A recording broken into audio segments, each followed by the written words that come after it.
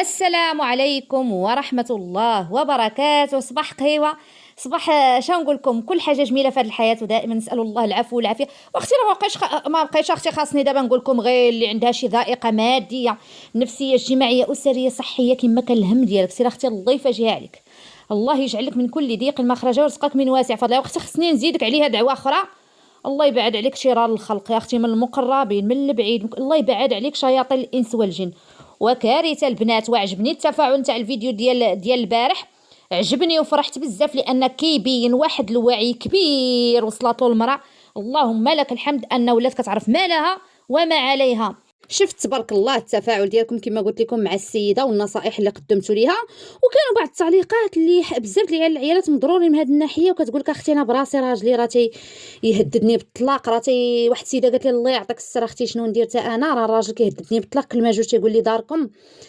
فلا اله الا الله محمد رسول الله. فانا شنقول لكم، قالت لكم انا ما تعرفش كيفاش نتصرف في المواقف بحال هكا اللي قاصحه.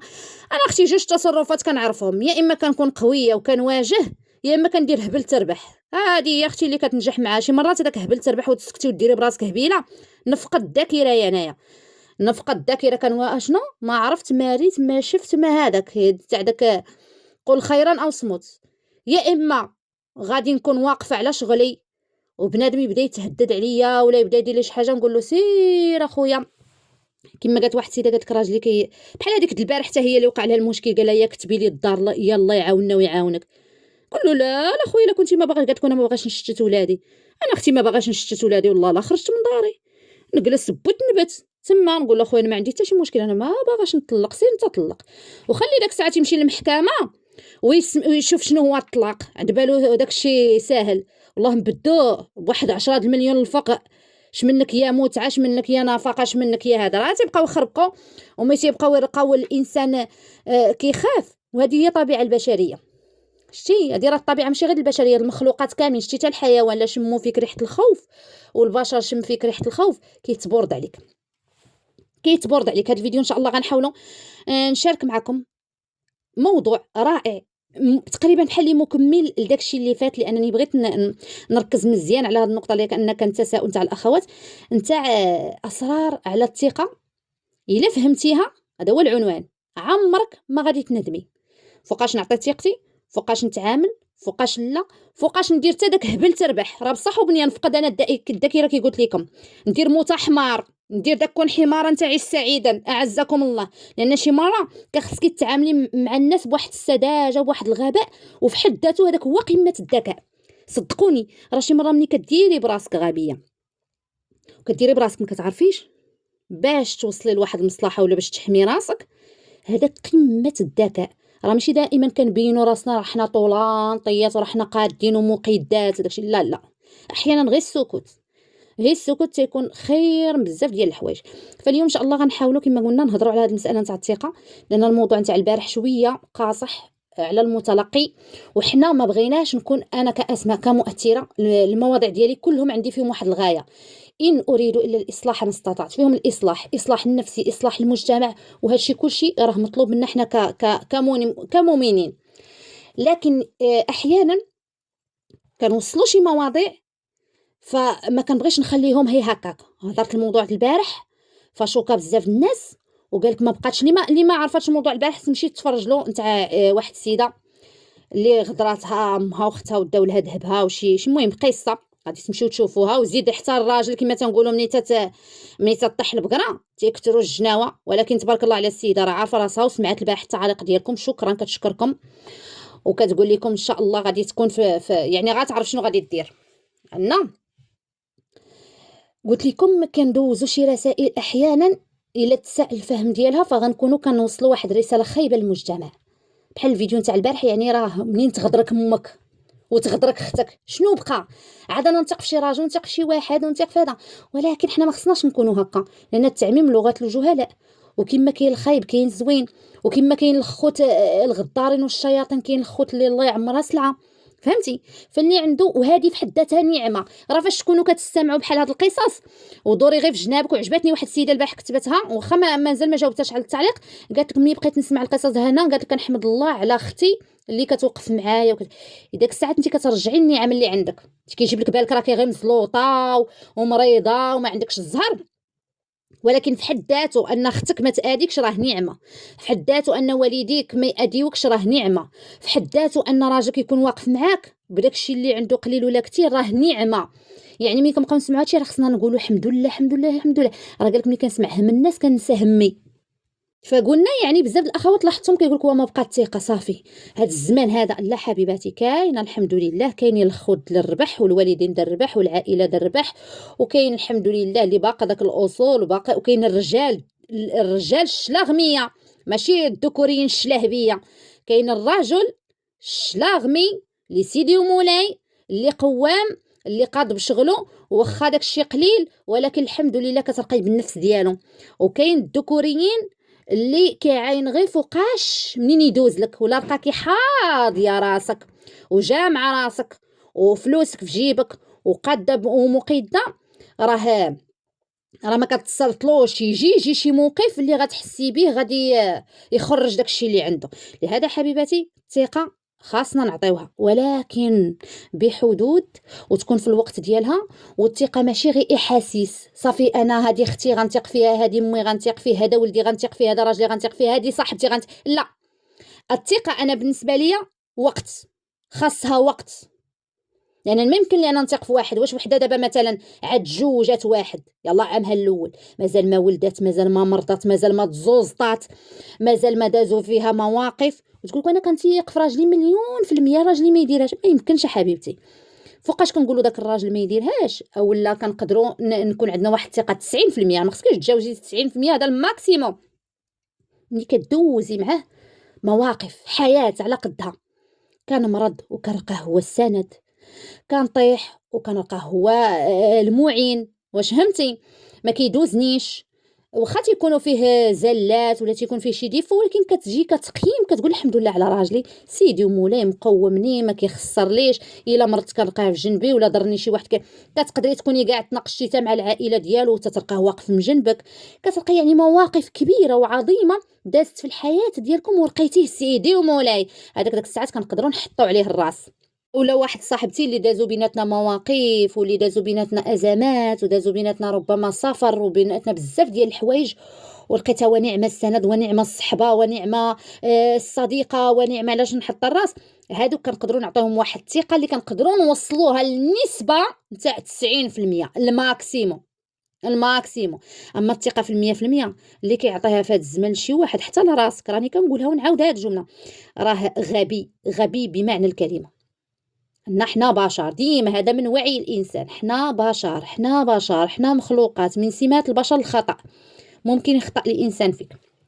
ف الا كنتي كتعطي الثقه بسرعه راكي كتحطي بحال كتقمري براسك بهذه الكلمه.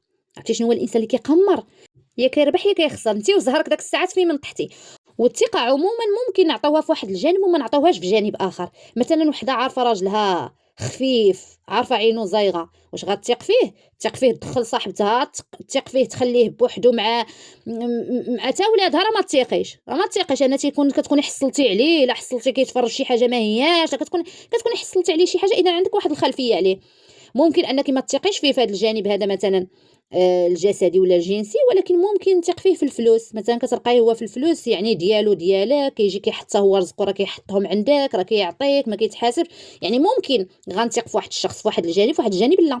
كذلك امك ممكن انك تثقي فيها وتقدري تحطي عندها حتى فلوسك وكلشي وتقولي ميمتي هذيك السري وهذيك طاي، ولكن ما نقدرش نثق فيها مثلا نعاود الاسرار ديالي حيت تقدر تعاودهم، حيت انا عارفه مثلا تقولي انا عارفه امي فيها الهضره. وهكذا. يعني كاين اشخاص كنثقوا فيهم في جانب وفي جانب ما كنثقوش. اذا حنا شنو خاصنا نديرو؟ كل وحده راه عارفه تصيلتها وعارفه زوجها وعارفه ولادها، وراه حنا عارفين راسنا مع من. غير حنايا احيانا راه حنا الظالمين لنفسنا، كنبغيو نتغاباو على شي حوايج. مثلا وحده كتبت لي البارحه انا سلفت لاختي 4 المليون وما ردتهم لياش، ما عرفتش شنو ندير معاها. واختي انتيا راه هاد اختك قبل ما تسلفي راكي كتكوني عارفه الخلفيه ديالها. كاين اللي معقوله، كاين اختي وحده مثلا اللي غنعطيها انا الفلوس عارفه تموت وتردهم لي مثلا، معقوله. وعارفه واحد اختي ماشي معقوله في الفلوس، اذا ما غنسلفهاش، اذا غادي ندير داك التغابي، نكون غير نقول لها اختي ما سلفيني واخا تكون عندي، يا اختي ما لقيت نعاون نعاون، ما لقيتش اختي ما عندي شي ظروف، خرجوا لي شي حاجه، انا براسي عندي مسائل ديالي، عندي غير وصلني الخبر مثلا من العائله باغا تسلف، ما عنديش حاجه نقدر نسبق لها انا كاع، نقول لك كانت عندي كون عطيتهم لك وهكذا مثلا. الا عرفتها ما غتردليش، كنت عارفاها غترد لي وما غنديرش في رزقي، ماشي مشكل. اللي فك الكربه نتاع خوه راه ربي كيفكها عليه يوم القيامه، ولكن حنا ما كنعيشوش بداك السذاجه. لان لاحظت كذلك في التعليق ان بعض النساء مساكن وهذا من طيبه القلب ديالهم وتعلقهم بالله سبحانه وتعالى، ولكن بطريقه خاطئه. من طيبه القلب ديالها كتعتقد انها باش تفوز بالجنه خصها تضحي في الدنيا وتعذب، وهذا مفهوم خاطئ لا علاقه له بالدين. قال لك ابن القيم: للمؤمن جنتان، جنه الدنيا وجنه الاخره. فهمتي؟ يعني الانسان اللي كيكون هذا المؤمن، شكون هو هذا المؤمن؟ من صفاته الذكاء والفطنه والحكامه. شكون قالها؟ الرسول عليه الصلاه والسلام، اللي قال لنا: لا يلدغ المؤمن من الجحر مرتين. ما كنتقولبش جوج خطرات بالعاميه ديالنا. ضحكوا عليا مره واحده، والله يجعل البركه، ايوا نجمع راسي. السيدات البارح ضحك عليها امها، ضحك عليها اختها، والراجل تا هو بغى يزيد يضحك عليها.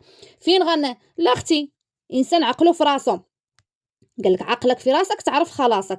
وحتى لا تزيرت مثلا، والانسان كان راه كما كنقول لكم كنتكاتبوا، كنسجلوا، كنوثقوا، كنديروا شي حاجه اللي كتحمينا، ان الوقت صعابت. اللهم اختي نكون قانونيه ونمشي كل حاجه نديرها مزيانه وفي البلاصه ديالها، ولا اختي نبقى نبكي وندم وفتالي نسالي في شي مستشفى د الامراض العقليه، ولا نكون في الدار ديالي كل مريضه وندوز داكشي لولادي. راه خصكم تعرفوا راه بزاف نتاع الناس اللي مساكن حماق ومرضوا واكتئبوا ودخلوا للسبيطارات. واحد كنتفكر واحد المقوله كانت بكاتني واحد الوقت من الاوقات، نتاع شي حمق كانوا سادين عليه في شي بيت. وتعرفوا الحماق ملي كيديروا شي بيوته مثلا، داك الحماق اللي كنعتقدوا علينا احنا وصل لواحد الدرجه انه ما بقاش مكونطرولي راسو فسدوا عليه. فكتب عباره كتبها بالدم، كتبها شنو كتب: لولا البشر ما كنت هنا، لولا البشر ما كنت هنا. يعني كاع داك الناس اللي كيوصلوا لواحد الامراض وكيوصلوا شي حوايج راه سببهم الناس، راه سببهم ربما تنفسهم، الثقه العمياء. راه بزاف نتاع الاخوات ضاعوا في الحياه ديالهم، كاينين بنات ضاعوا، هي داك الثقه العمياء. الثقه ما خصهاش تكون عمياء، الثقه في حدود وعلى حسب، وممكن نثق كما كنقولوا في جانب ونثق ماشي في جانب. والثقه كتبنى بالافعال ماشي بالقرايه. تقولي لي حقا اعطيني شي كتب اسمع، حيت كيجوني التساؤلات التعليقات، اعطيني شي كتب باش نبني ثقتي في نفسي وباش نطور وباش ندير. راه الكتب ما هو الا واحد البوابه باش كتوسع الفكر ديالك. اما اللي كيخليكي انك تكوني ثقه في راسك، كتعرفي شنو كديري، كتعرفي شنو ولا نقولوا ثقه في ذاتك، لان فهمتي كتعرفي شنو التصرفات ديالك، كتعرفي كل خطوه كيفاش كل حاجه نحطها في بلاصتها ونكون موزونه، ووقت ضحك ووقت الجد جد. راه هو التجربه، هو كطيحي وتنوضي، هو الالم. راه الالم دابا شحال الناس كتبقى تسائل كتقولك علاش الله خلق الالم، علاش الله خلق الشر، علاش الله خلق هذا. راه عنده معنى. راه لولا الالم ما غاديش تعلمي. كاع الناس اللي كتشوفهم فايقين وكتقولي تبارك الله عليها وهذه راه مقيد، هذه لا مولاتي ولا لا ضحكوا عليها، وكتبان لك قويه. المراه ملي كتبدا تهضر كتباني في النبره ديالها كتحسي بها كاريزما قويه، راه ما غتقولبش، راه ما هذيك المراه غالبا في الخلفيه ديالها وفي الماضي ديالها كانت ضحيه براسها وتقولبات وضحكوا عليها. غير هي تبارك الله عليها كتكون جمعات القوه ديالها وتعلمات من الدرس الاول. وكاين واحد اخرين اللي كيتالموا كتقول لك انا دازت عليا وباقا كدوز عليا. ايوا باقا كدوز عليك اختي حيت انت ما تعلمتيش، تألمتي ولم تتعلمي.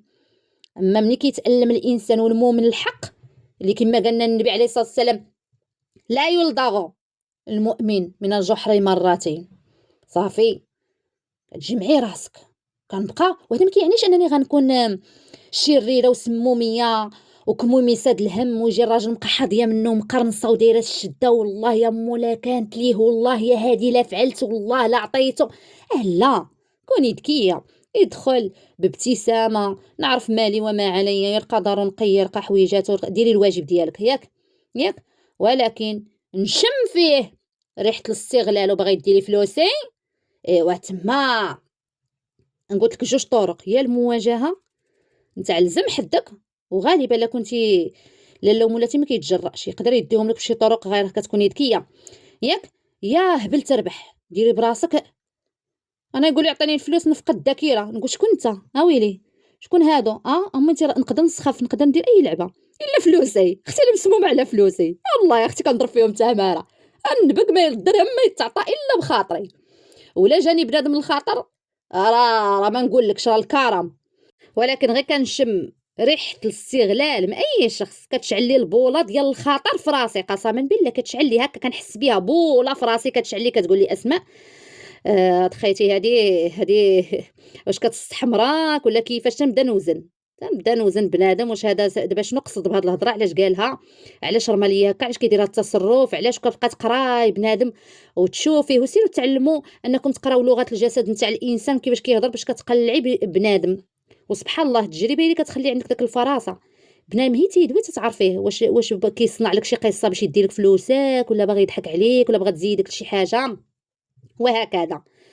واش فهمتوني؟ فمني كتشعل لي البوله ديال الخطر في راسي كنجمع ونطوي، كنبدا نسكت كما كنقولوا اكثر ما كنهضر، كنبدا نراقب الحركات وكندير حدود واضحه. الا ما كان كيعني لي داك الشخص حتى شي حاجه كنسالي في البلا المكالمه، نسالي هذا نسالي كنتهرب.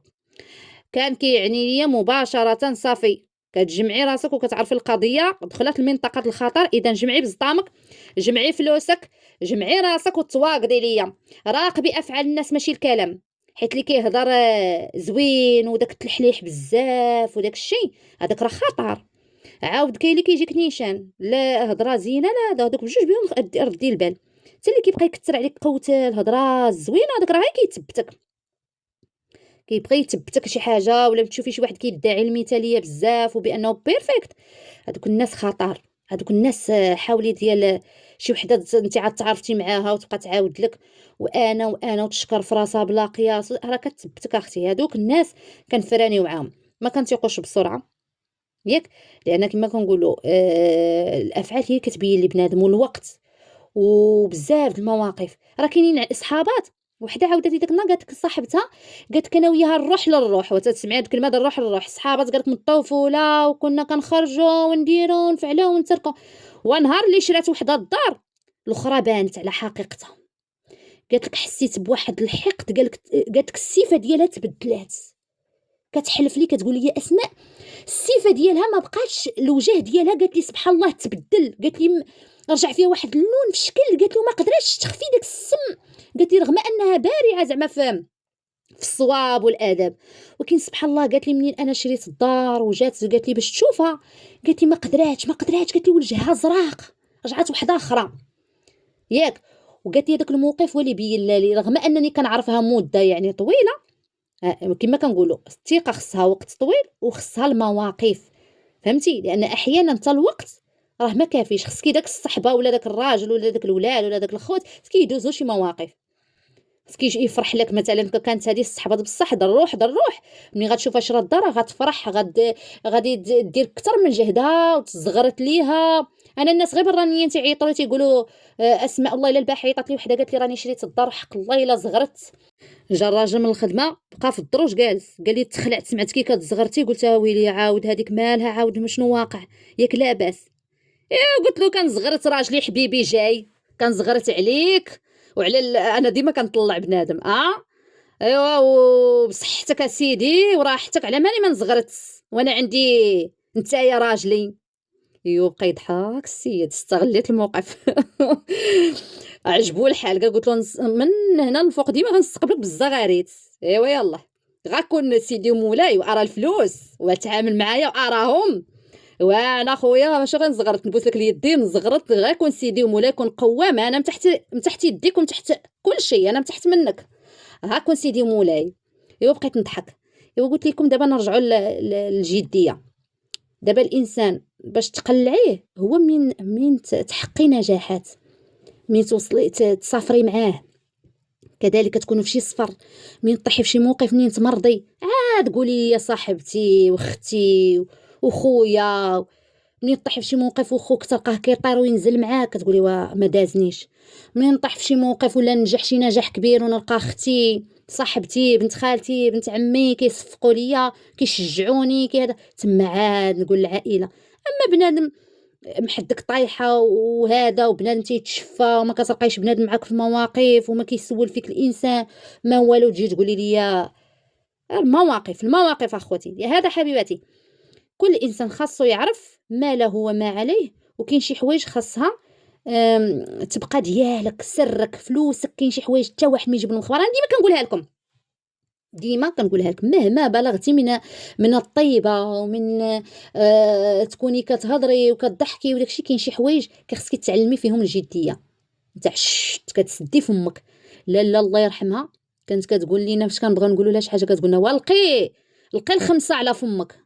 ايوا الهضره ديالها هي بداك الطريقه، لقي الخمسه على فمك. انا داك الساعات كنقول هاد لقي الخمسه على فمك يعني دير يديك سد فم يديك ديرها على فمك، زعما الخمسه حنا كنقصدوا بها اليد، فهمتي؟ وراه فعلا كاين شي حوايج كيخص بنادم يسد عليهم ويخليهم من راسو، الا للناس كما كنقولوا اللي كندوزو معاهم واحد الوقت كبير، كيكونوا عندنا تجارب، كيكونوا مواقف كنقدروا نحطوا الراس باش ما نعموش ونقولوا ما بقاتش ثقه، ما بقاش على من تحطي الراس ولا غير الغدر. لا، كاين غير خصنا نعرفوا حتى حنايا نكونوا حنا مواقدين، لان حنا اللي كنعطيو فرصه يضحكوا علينا.